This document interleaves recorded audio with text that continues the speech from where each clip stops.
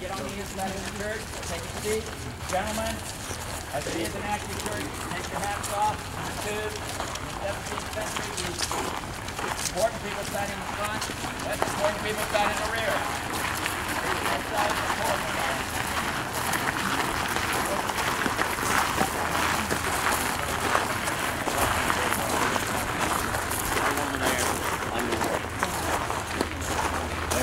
Tower. Funny little building outside.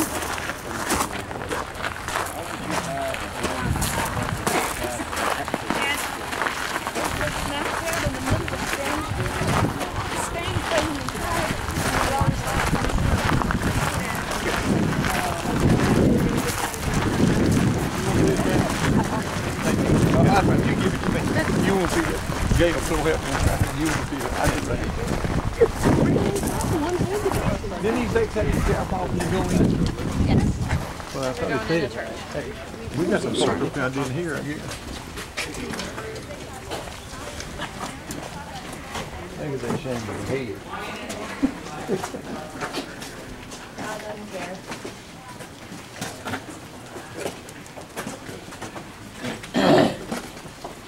Man, look at that woodwork. Oh, Lord, no.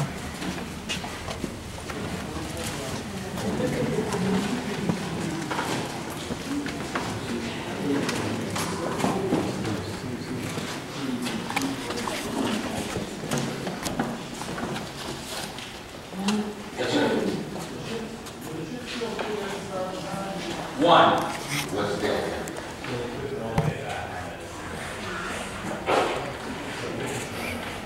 Plus the fact that the company still wants this to be, a success, they're going to stay just as long as they absolutely can. It was not the people who decided to leave, ladies and gentlemen. It was the company.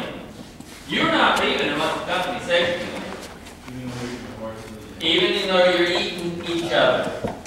Okay?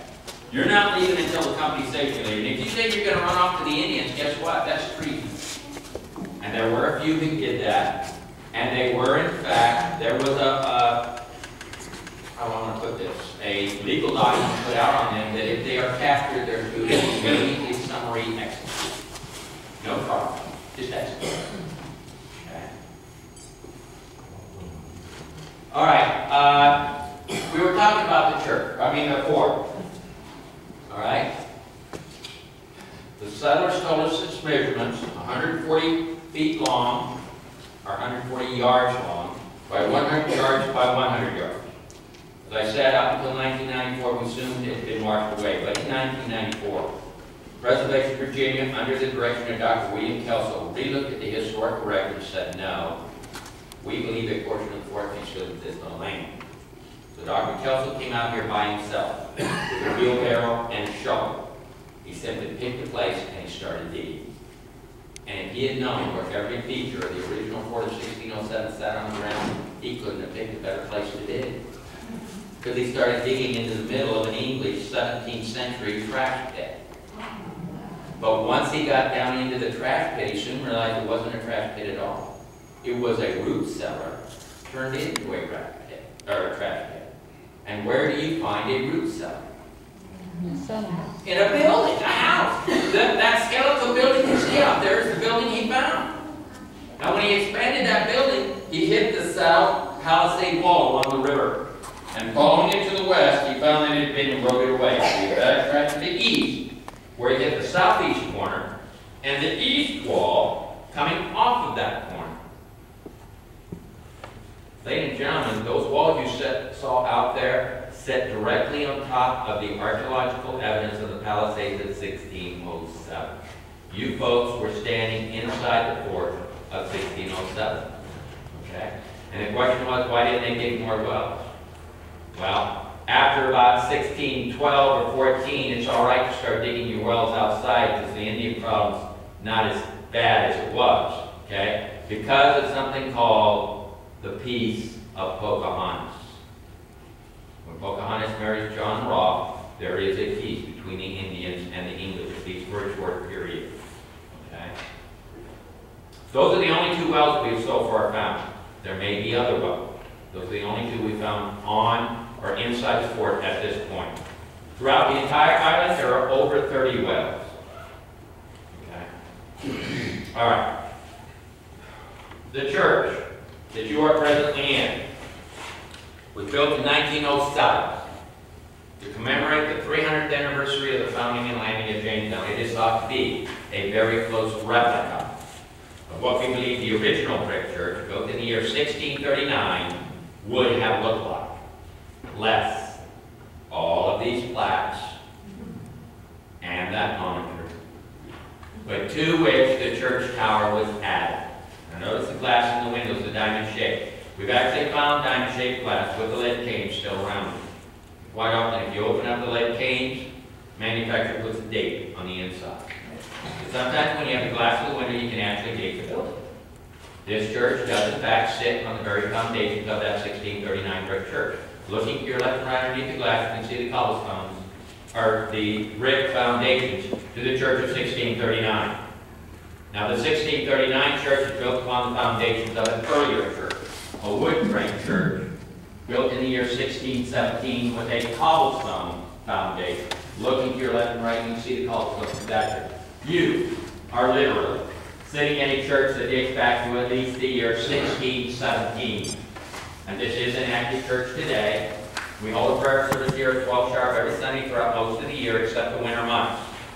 Our last Sunday service was last Sunday. We'll start back up again in March or April of next year. But throughout the entire year, to include the winter months, weddings are conducted in this church.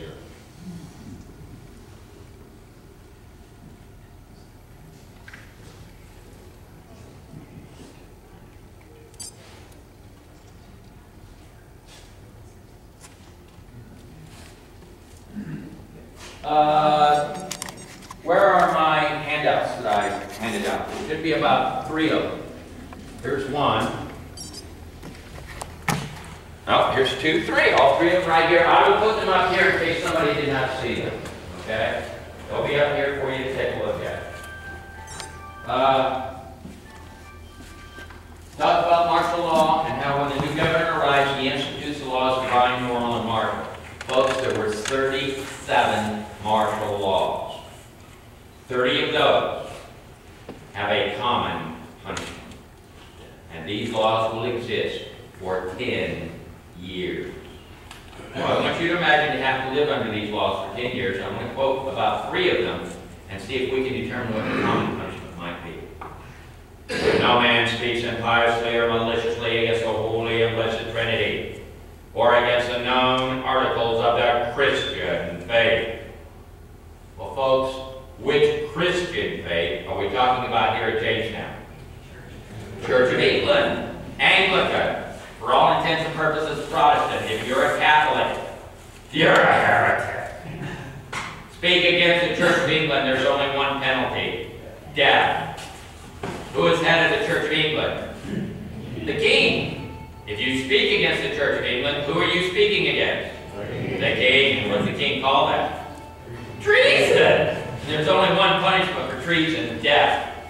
No religious freedom here. Now this one. What was it? Where's the profit in that? Where's the profit in that? This is a commercial enterprise. This is a commercial enterprise. To serve what is every society, what is its basic foundation for every society, whether it's a Stone Age society or a modern society? Religion. Those are the foundations of every society. Okay? Religion. All right. That's one. This one is my favorite. No man or woman will use unlawful oaths, taking the name of God in vain, or curse. Now I realize there's no one in this audience who knows any curse words. But let's assume one of you gentlemen were working on one of these benches. And as oftentimes does happen, your hammer misses its mark and finds your thumb instead. And out pops one of those 4-letter words. And I don't mean ouch. For your first offense of cursing, it simply says you will receive a severe punishment. It does not say what that punishment is. I leave that to your imagination. I will tell you, however, what my mother's punishment a bar of soap in the mouth. And it, of course, did not apply to her. Double standards, mothers. For your second offense of cursing, you will have a bodkin thrust through your tongue. Now, a bodkin is any sharpened object. Anything from a wooden peg to a nail to a knife blade through your tongue. Now, for us older generation here, a bodkin through the tongue sounds mighty painful. But I suspect for our younger generation today, just another body piercing. I recently mentioned the bodkin. One of our older generation stood right up and said, "Gracious me, a bodkin through the tongue? Now that might make you want to curse a third time." Well, indeed it might if you could spit the words out. But if you did curse a third time, you'd be brought before a court-martial to receive censure of death for cursing 3 times. Anyone here know what a bodkin was actually used for? Every one of you ladies has used a bodkin. It is not for sewing. It's a hairpin, ladies and gentlemen. Bobby pin, bodkin. There are 3 examples of bodkins over in the Archaeary Museum. They're all made out of silver. Take a look at it and see how easy it would be to puncture somebody's tongue with one. Okay. Pay attention to this one. No man or woman shall dare violate or break the Sabbath. And also every man and woman shall repair in the morning to divine service and sermons preached upon that Sabbath day, and in the afternoon to divine service and chastising. Means there are 2 services on the Sabbath, one in the morning, one in the afternoon. You're not expected to attend. You're required to attend. Miss 1 church service, you lose your food allowance for the entire following week. Miss 1 church service, ladies and gentlemen, you will go hungry for a week. Show of hands. Please be honest. Remember, you are in an active church. How many people here did not attend church service last Sabbath? Fasting, are we? But if you wish to eat next week, I recommend you attend next Sabbath service. For if you miss 2 church services, not only do you lose your food allowance for a second week, you are taken out and publicly whipped. Miss 3 church services, you go before that court-martial to receive censure of death. For just these 3, we can see the martial law is very strict and punishment is very severe. But I believe they had a very orderly society at that time. Ma'am? Would that be just for the head of the household, you know? No, ma'am. The whole family? Every individual. What if just one didn't go to church? That one's going to suffer the punishment. Now, I'm going to make it real simple for you, ma'am. You are in charge of these 10 people. One of them doesn't make it to church. You will suffer the same punishment. Are you going to make sure they all get here? You going to maybe drag them out of bed to make sure they get here? Ladies and gentlemen, there's only one excuse for not attending church. You either have duty, guard duty or something like that, or you are sick. However, madam, if you are too sick to attend church, then most certainly you are too sick to eat. No church, or no church, no food. Very simple. You ask why the laws were based upon religion. I'll give you a better one. Why do you stop at a red light? It's the law. Doesn't matter what the law is based on, it's the law. Okay? And who's making the laws? The company. This is a company, ladies and gentlemen. They have all rights. Yes, sir. This costs so much to bring in a person here. Yes, sir. And you know what? If you die, that's all right because I got 100 more back there I can bring. Like I think this guy. Yes, you do. That's a lot of money. That's a lot of money. But they're not interested in your survivability here. They are interested in making a And if you die, then I've got 100 more over there that I can get. You know, it would be simple. They didn't have fresh water. You assign 10 people to gather wood, boil water, and condense it down into drinkable water. That's 10 people that aren't making you a profit. It's that simple, folks. It sounds stupid in today's age, but that's the mentality there. They're going to make a profit at other people's expense. Some things never change. I do believe that maybe Fannie Mae started from the Virginia. Oh, that was bad. That was bad. All right. So we have the starving period. We have these martial laws. And as I said, I believe they had a very orderly society here at that time. I mean, do you guys think there was very much law breaking going on? Certainly not after the third time, there's not. Gives new meaning to the term 3 strikes and you're out. Well, in 1619, after almost 10 years of these martial laws, the company finally realizes nobody wants to come and live under these rules. And the people that are here, they're trying to leave. So they take all of those martial laws and they bundle them all up together. And then they pitch them right out the window, they throw them away. Ladies and gentlemen, if you have no laws at all, what do you end up with? Anarchy and chaos. So the company decided. Now listen to this. Not the King of England, not the people of England. The company decided it would allow the settler to help formulate the laws which would govern it. The company would allow the 11 settlers all up and down the James River, of which Jamestown is one, to each elect 2 individuals out of their settlement to come into the council and help formulate the laws which would govern it.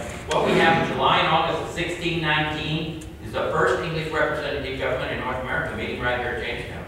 Ladies and gentlemen, the very foundations of the American form of government today, it began here at Jamestown in 1619. What every adult in this audience hopefully did, November the 4th, 2008, November the 2nd, 2010, is a direct result of what happened at Jamestown 390 years ago. Do I have anyone here from Massachusetts? Well, I do simply like to remind those individuals that that is only a year and a half before Plymouth Rock was ever founded. The first house of Burgesses. Ladies and gentlemen, you are sitting on the very spot where that first house of Burgesses met, for they met within the Church of Jamestown. And there is one more thing you can all be thankful for. April the 15th. Yes, ladies and gentlemen, your taxes began here 390 years ago. This is indeed hallowed ground.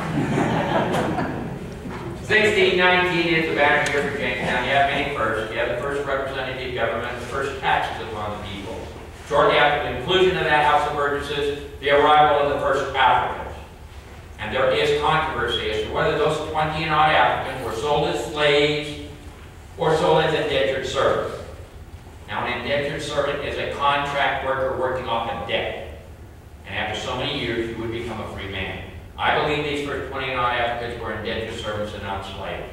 Why? Many reasons. One, no vast plantations here to support slavery at that time. Two, the English brought their laws with them. There are some English laws against slavery. For instance, one Christian cannot own another Christian. What is every European nation doing in Africa?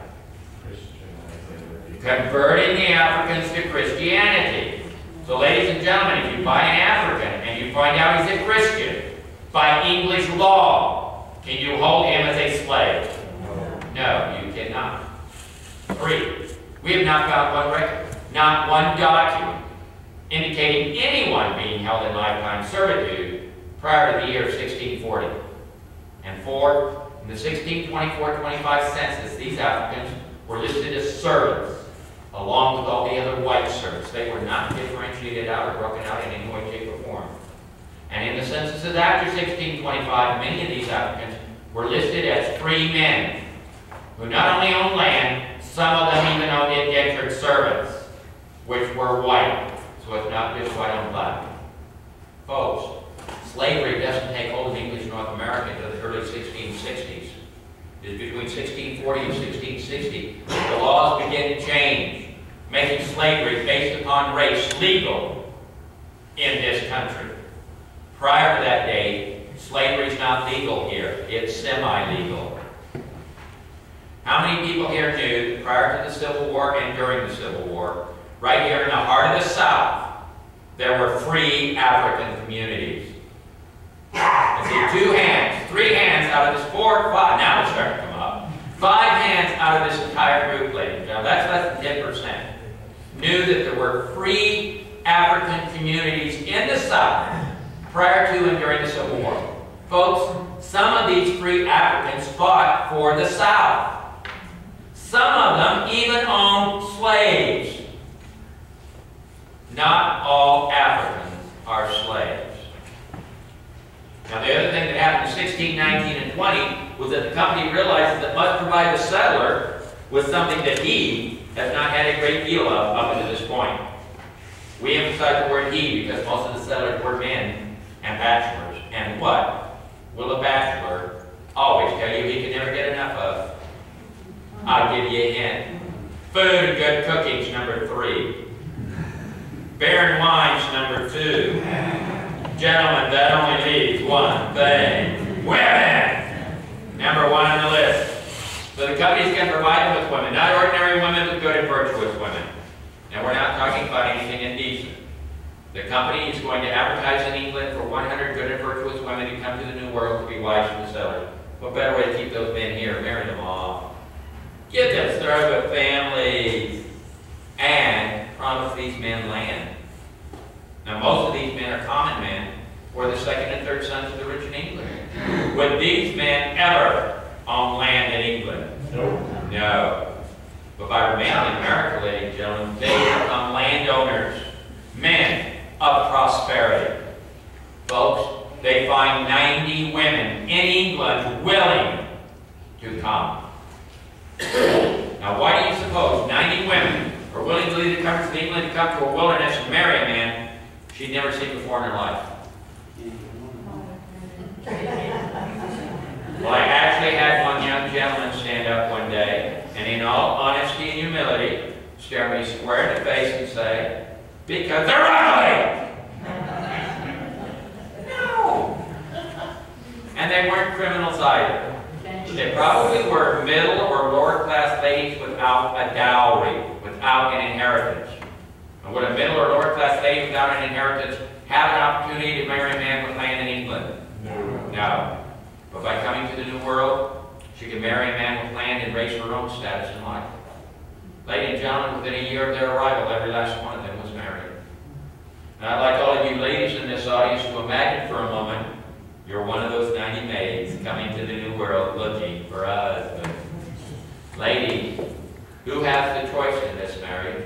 You or the men? The women! Ladies, you have 5 and 6 suitors. You don't have to accept the first offer. Ladies and gentlemen, Jamestown is the first reality bachelorette show in America. You women are making the list. Bachelor A, ugly as dirt, but he's got all kinds of land and money. Bachelor B, the most beautiful man you've ever seen in your life, but he's got absolutely nothing, including common sense. And Bachelor C, not bad looking, and he's got a little bit of land. Ladies, you get to make the choice. And when you finally say yes, that is not the end of it. Because ladies, who paid for your passage to America? Who recruited you?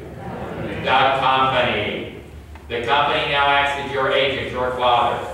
And the man must go to the company and request permission to marry you. And the company's answer is always, of course, young man, you may marry this fine young lady. As soon as you pay for a passage to America, that's so many pounds of tobacco. Non-negotiable. So in that sense, they're paid bribes. But remember what I said, within a year of their arrival,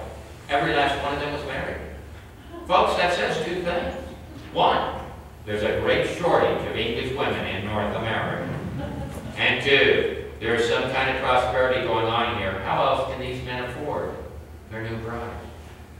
In 1624, the King of England revokes the company's charter for mismanagement, Jamestown, Virginia becoming a royal colony. Prior to that date, it is a company colony. 1699, the city government picked up Luther Middle Plantation, what we call colonial Williamsburg today.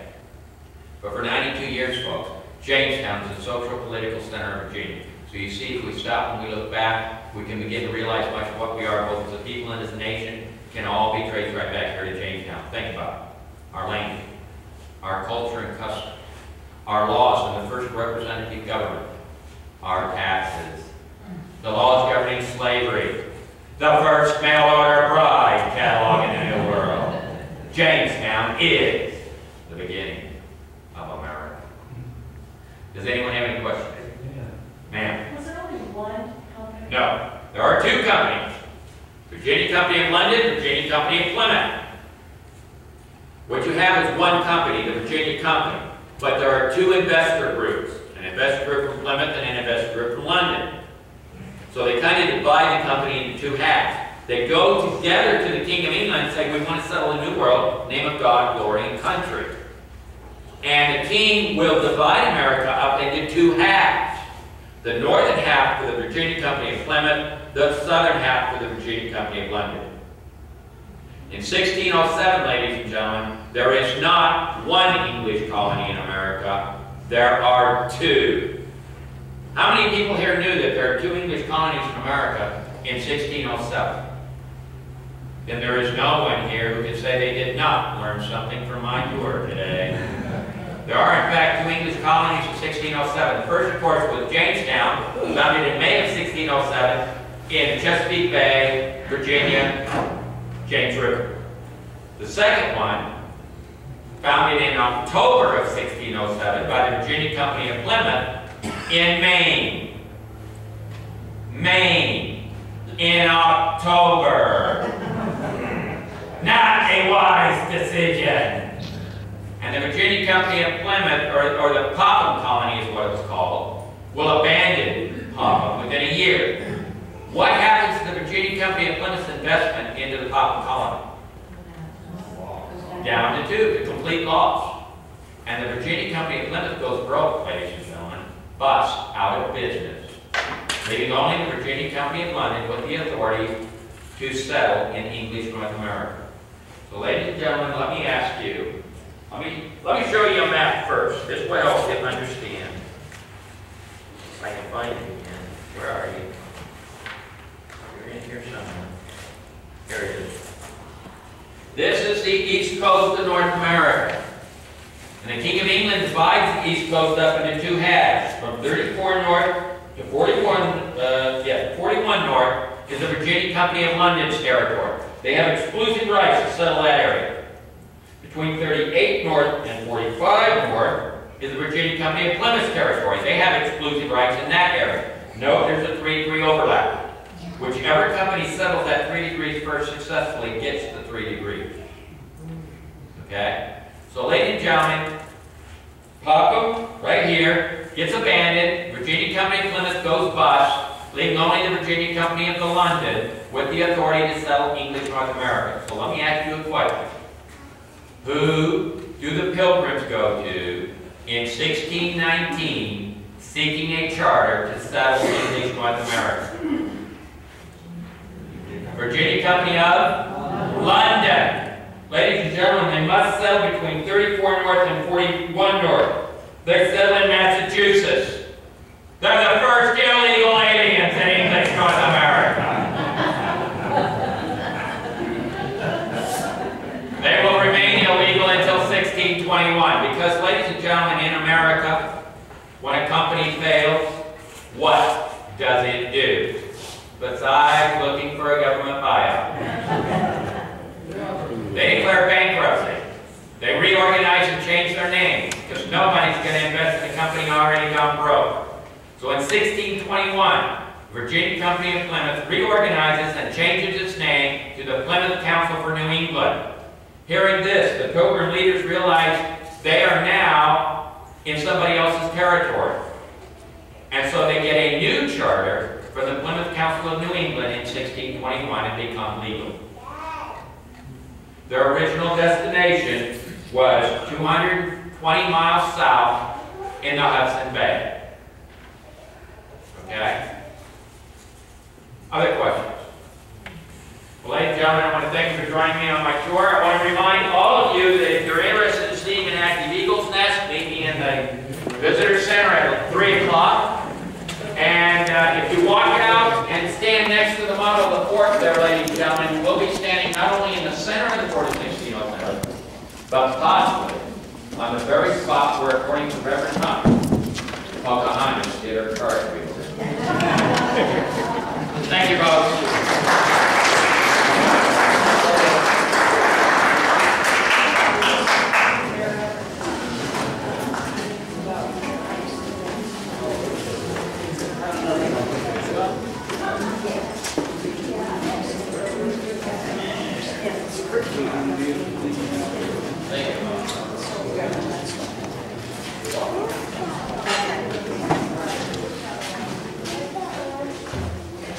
Well, thank you very much. I appreciate that. Otherwise, I won't hear any of it. You're welcome.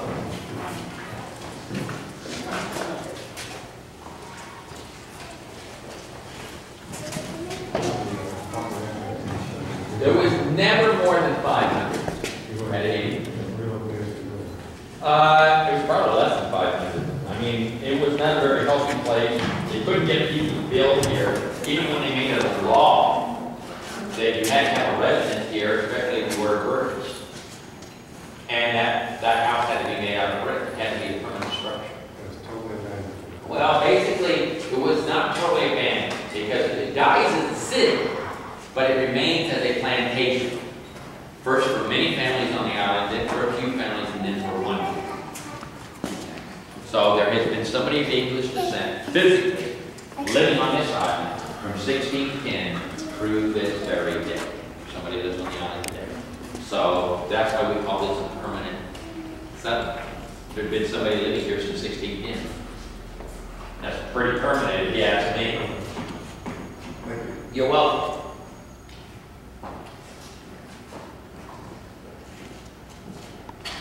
Are there any records that would indicate that, I believe that only still river here, Yeah. All right, but why do you not bring women? It's very logical. Well, I understand what you said earlier about not bringing the river at first, but I'm saying. 1608, the first 2 women arrived. Right. And then after that, it's just going to be a trickle.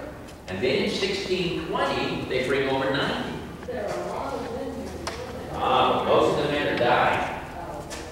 Okay? So, you know, part of the problem is that in 1624, when the kingdom dissolved the company, one reason he dissolved the company is there are only 1,500 Englishmen in America.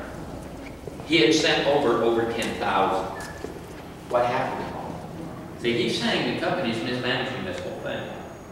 That's one reason, but I believe the real reason he takes the company over is that there were some people in the company who were trying to make this Chesapeake Bay area a jump-off point for attacking the Spanish and pirateering. And he has already made a treaty with Spain and outlawed privateering. I see. But the company is kind of maneuvering in the background to make this a site of operations for privateering. And I believe he caught wind of it. And therefore, hey, I can stop that. I just take it over. Right. Okay? I think that's one reason. There were many reasons. There's no one reason for anything that happens at Jamestown. There are always many reasons. But I believe that was one of the reasons. Probably one of the significant reasons. And then there's apparently some record of Pocahontas and Roth, but